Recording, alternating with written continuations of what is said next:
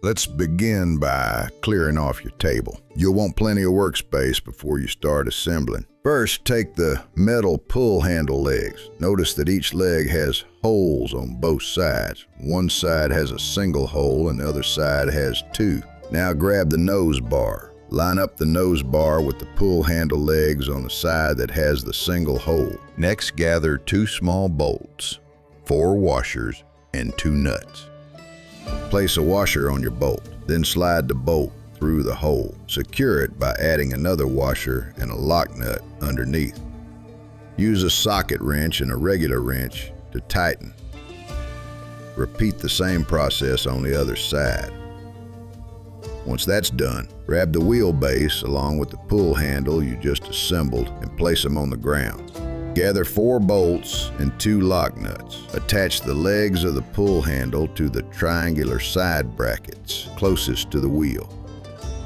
Add a bolt here, but don't tighten it all the way just yet.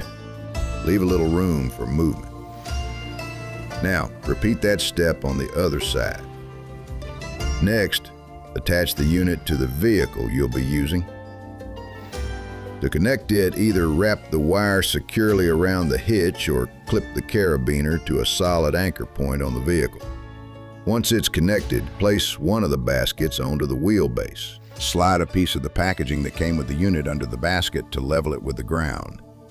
Using the packaging from earlier as a guide, align the holes on the side of the triangle brackets with the holes on the pull bar. To ensure the basket sits level, select the appropriate hole before inserting your bolt. From the back side of the triangle bracket, place a lock nut on the hexagon that lines up with the pull bar.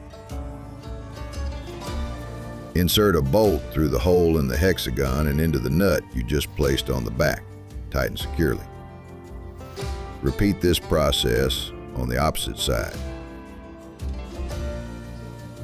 Make sure to go back and tighten the bolts nearest to the wheel.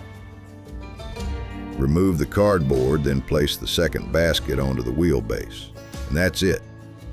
Your assembly is complete and you're ready to go.